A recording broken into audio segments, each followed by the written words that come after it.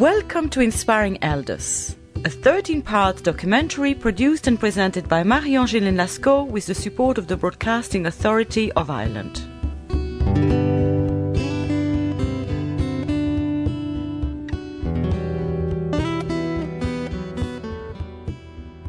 What happens physiologically and psychologically as we grow older? What is the role of an elder in our society? What does positive aging mean? What part does nutrition play in remaining fit and healthy? And why is it so important to remain active in our later years? Why do so many of our elders engage in music, art, dance, poetry? Can we start new careers in our 50s and 60s? What is the role of spirituality?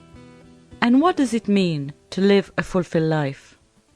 All these questions and more will be answered by a panel of experts, including a professor of gerontology, medical doctors, an Ayurvedic doctor, a homeopath, a psychologist, dancers, writers, artists, teachers, healers, all of whom share a passion for life and a commitment to remain engaged with the younger generation.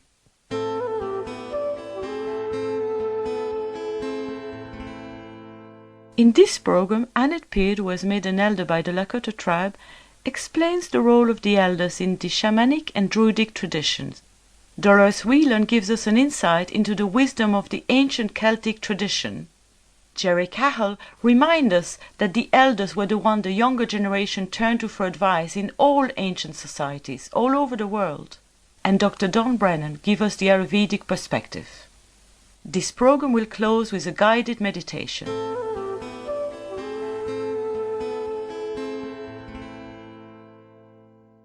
Age is a state of mind. You're as old as your fear and as young as your love.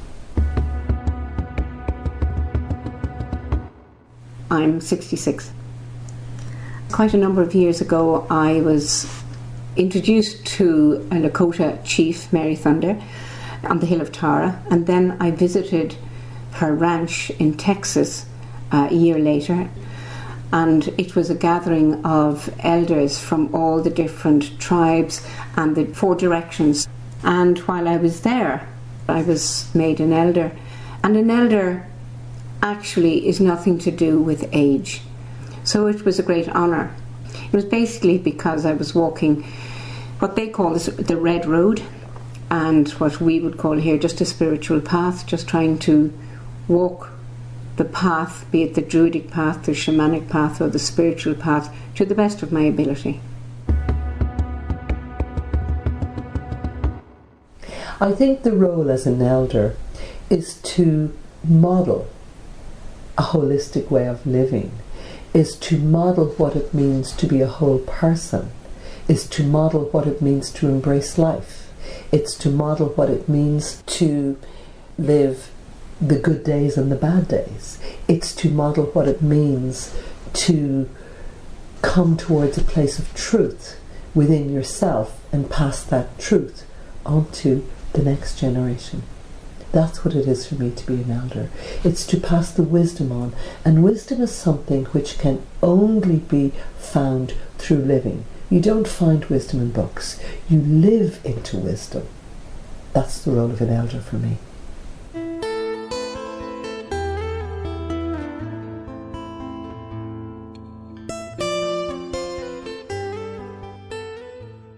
If you look at other communities and so forth, the elders were always the people that the youngsters and the younger people turned to for advice in all the different cultures. I mean, it happened in Ireland at one time, but then we pushed the elderly back into the background and put them in homes and so forth.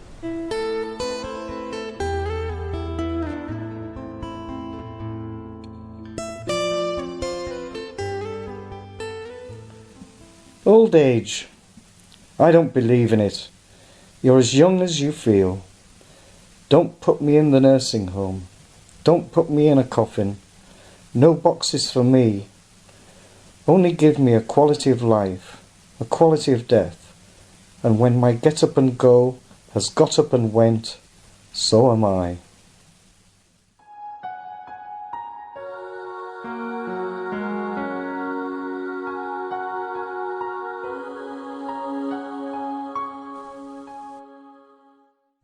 being of a certain age actually brings a greater energy to what you're doing and to people around you in sharing, because you have experiences that young people wouldn't have had. Older people have lived through a much slower time, and they can bring all that energy and that knowledge to share in circles, and it's wonderful.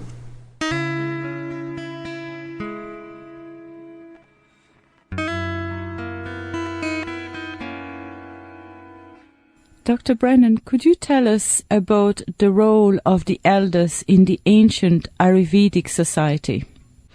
The elder, over the age of 50, their role was mentors. Their role was on the basis of their experience, on the basis of their achievements in life.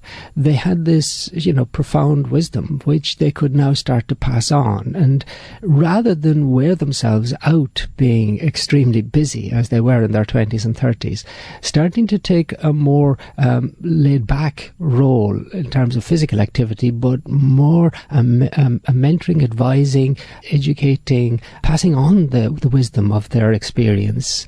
At the same time, they become more compassionate naturally. Rather than being dominated by their feelings, they're more accepting of people's faults through experience and more compassionate. So on both levels, feeling and thinking, they have so much to offer. But over the age of 75, the body has changed yet again. It requires more rest and more profound meditative approach to life, more settledness within, because now the real awakening at the profoundest level is dominating. So from 75 on, the greater elders are in truth more just presence, being there. It's the difference between being a mother and so busy taking care of everything for the children, and a grandmother who is helping the mother and minding the children occasionally and just mentoring the children and being such a source of joy and acceptance, unconditional love to the grandchild. And the great grandmother who is there as a focus of respect and honour, her presence just integrating such a huge family tree. They all are cousins and second cousins because of her presence. Once she's gone, that integrating influence is somehow lacking. In her presence, everybody just is part of a family.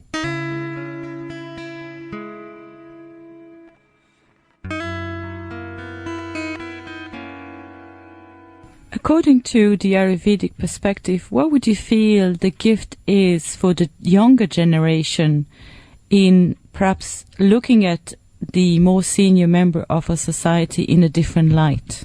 Because we are very materialistic and think in physical terms and then revere the young for their physical prowess, the reality is our physical structures are dependent upon intelligence, and the intelligence within us arises from our silence of consciousness. And this is where the elders are awake, just their presence.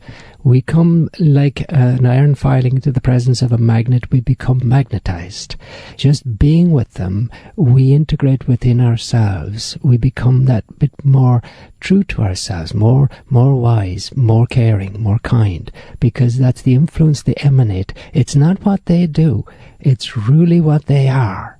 And a society that reveres its elders, its youth are wise.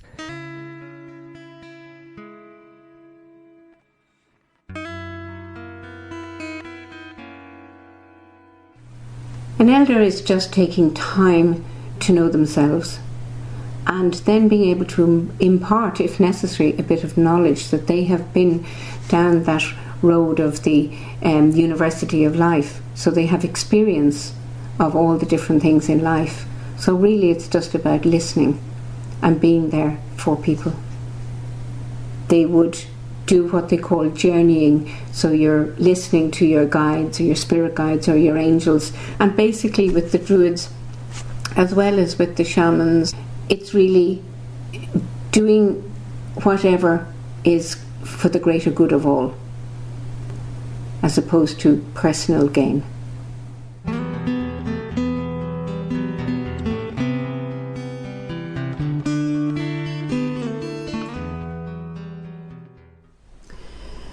I have a sense that the elders were respected much more than they are now, because families lived together, and so the older people were around in a different way than they are segregated now, where the families are all disjointed.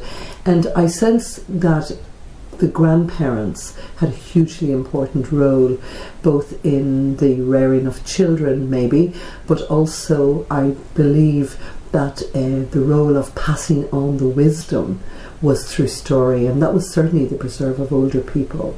They were the people who would have accrued the knowledge throughout their lifetime, and part of their job was to pass it on to the next generation of people. So, and it was often done through story, and story is a hugely important way of passing on information and wisdom. The information we pass on now doesn't necessarily have the depth of knowledge and wisdom that would be passed on in story. And so I think that story is hugely important, and certainly in the Irish tradition, story was the mode in which the wisdom was passed from one generation to the next. I've been studying and working with the Celtic tradition and the pre-Celtic tradition since about 1988. I had been on many other spiritual paths, and I had a question when I came back from the United States in 85. That was, do we have a native spiritual tradition that's different from Catholicism or Church of Ireland, Christianity? And I began to understand that we had something that was very, very deep, but that was very hidden, and that we were totally cut off from it. And in the summer of 1988, I travelled around Ireland with a Native American Indian woman called the Eniwahu. She was a pipe carrier from the Cherokee tradition, and she was also a Buddhist scholar. And when I sat with her, every time I sat beside her, the tears ran down my face, and I didn't understand it, except that she was so at peace and so at one with herself.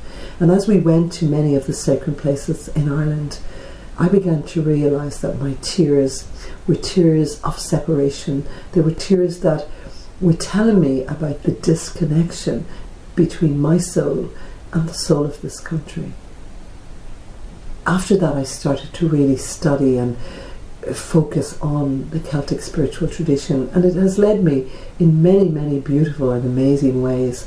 I have travelled all over Ireland, visiting the sacred places, meditating there, bringing groups of people there, and beginning to open up to the wisdom that is held within the land in this country. Every single field, every single blade of grass was considered to be sacred. And even up into the time of, say, people like my father's generation who came from Leitrim, I mean, they would have talked about the fields and had names for the fields, and would have talked about their animals as really in a very personal way. So that sense of relationship with the land and with the animals and with the plants has only very recently disappeared in Ireland.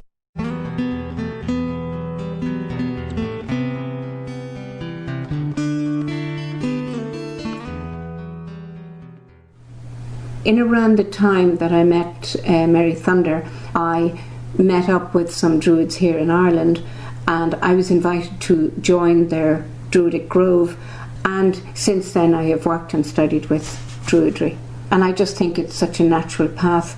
The beauty about it is trying to bring back the ancient customs of Ireland. We tend to have forgotten them or shelved them, particularly in the East Coast around Dublin or the cities around the country, whereas if you go into rural areas they still perform some of the ancient ways, and that I think is very much in touch with nature, with the old ways, the ways that the wise women of the tribe, the wise men of the tribe being the village, would have used. And they're coming back because people realise that they weren't just old wives' tales. It's the more ancient ways, the ancient wives, the ancient women, the herbalists, etc. They had the wisdom and they used it, and people went to them. It's beginning to come back in a very healthy and formal way. Walking the Druidic path is just being in touch with nature, getting back to our roots, which is roots, soil, getting back into who we really are in ourselves. And to a great extent, if you scratch Christianity, you will find Druidry there, because Druidry is in our DNA. It's part of who we actually are. Shamanism is more working with your guides, and that has come from further afield. But Druidry is definitely dealing with who we are in our Irishness.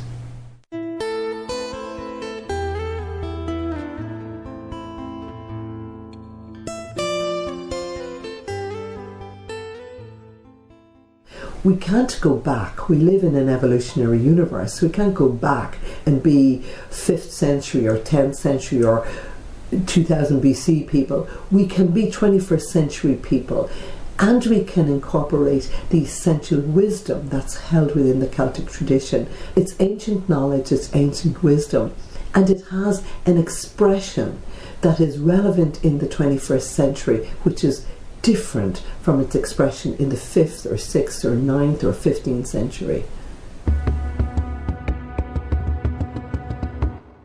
So it's just honouring nature once again, both in ourselves and in the land. The elements would be fire, water, earth and air.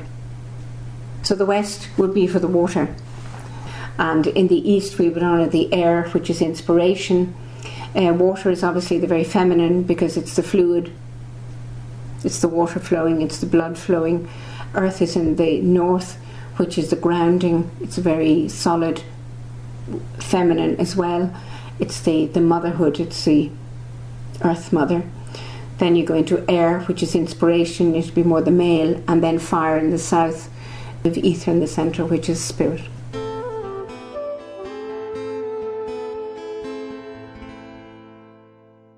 The bard was the storyteller. The poet was more of a philosopher than what we understand as poets now. But the role of the bard and the role of the poet was to preserve the essential truths of the society through telling the stories. Mythology is much maligned in 21st century Europe or Western culture because we don't understand the role of mythology. We have become slaves of left brain rational thinking. The role of the bard and the role of the poet is to take us out of that left brain into the right brain, into the realm of mythology, into the mundus imaginal of the Celtic people, or the Celtic otherworld. And I mean, that's beautifully expressed by Yeats when he says, I went into a hazel wood because a fire was in my head. And that fire was the fire of inspiration. And you can't get to inspiration through the left brain. So the role of the bard and the role of the poet was to bring people into another dimension within themselves, which is the dimension of the imagination, where everything is possible. There is far too much emphasis on the rational brain, far too much emphasis on exams, far too much emphasis on it's almost like formulas and sound bites. But wisdom isn't held within those things. And you know what? It's held within that realm of the imagination, and it was the role. Every family had its bard or its storyteller and its musician, and all of those arts were there not to entertain people, but to educate people in the deepest sense of what that word means, educare, to draw out from within. I consider myself very much an educator and a spiritual guide, but the educator is the person who leads people into their own wisdom and finds ways to allow them to draw that out.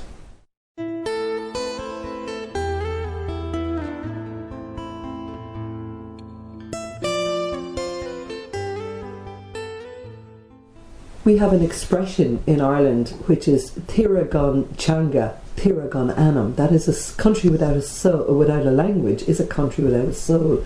To sing and to pray within our own native tongue is hugely important because it connects us with our soul. The language came out of the land, therefore it resonates with the land. And so the resonance of the land and the vibration of the vowels and the tones of the language would create a really fabulous resonance and a powerful resonance. It is a very, very ancient language. And when I speak it, And when I hear other people speaking it, on the land particularly, it is very, very important. Éist leba crí, éist leda crí. Listen to my heart. Listen to your heart. Oscail mo crí. Open my heart. Open my heart. Because, as Patrick Kavanagh, the great Irish mystical poet, says, God can't catch us unless we rest in the unconscious room of our hearts. God or the divine can't find us unless we open our hearts. So the chant, Oscail mo crí, open my heart. Listen to my heart, listen to your heart, and your heart could be the heart of the land. The connection between the language and the land is hugely important, and the language and our souls is hugely important.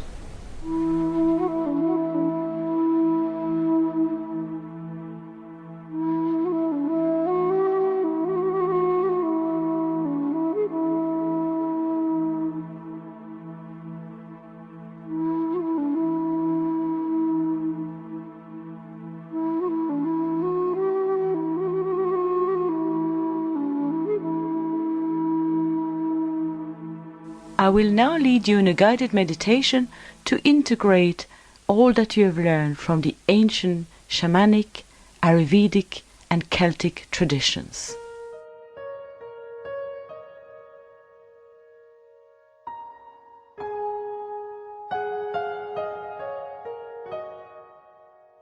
Sit comfortably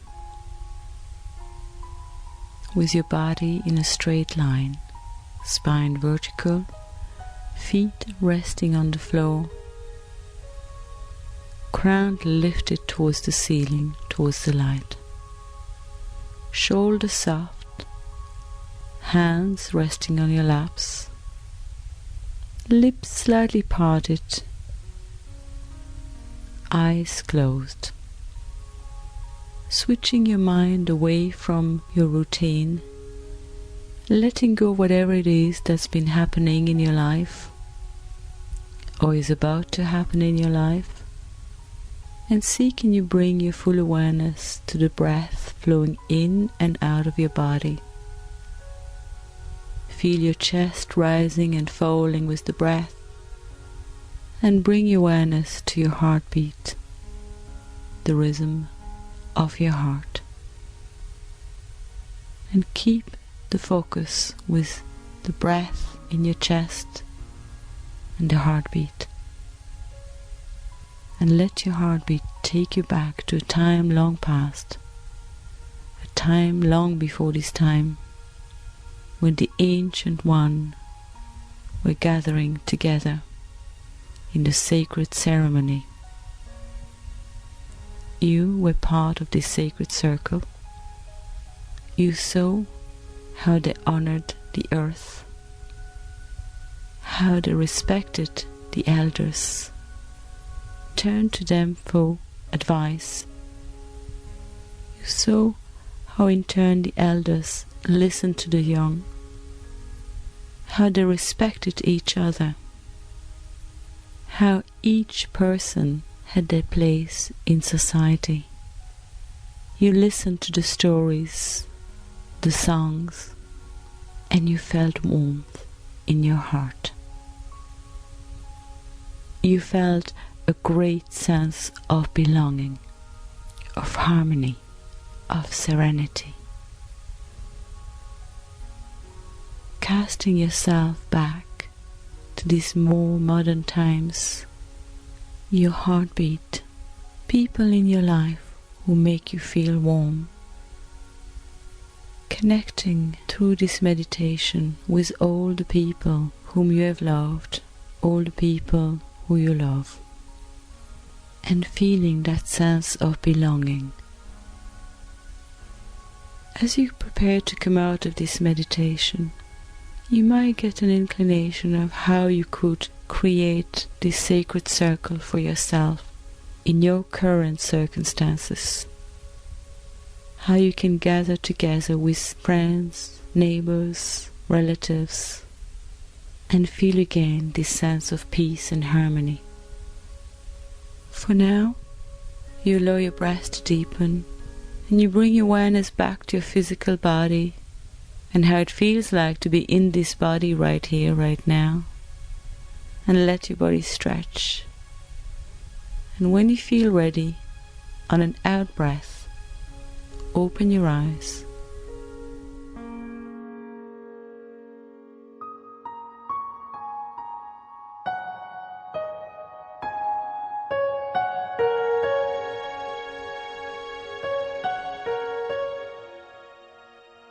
You were listening to Inspiring Elders, a 13-part documentary produced and presented by Marie-Angèle Lascaux with the support of the Broadcasting Authority of Ireland.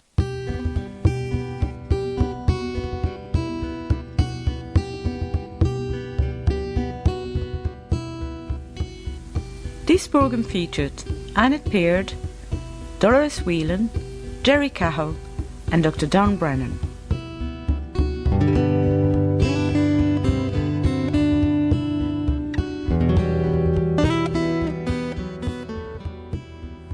The music on this program is from Seamus Brown, and you can find out more about his music on www.brotherseamus.ie.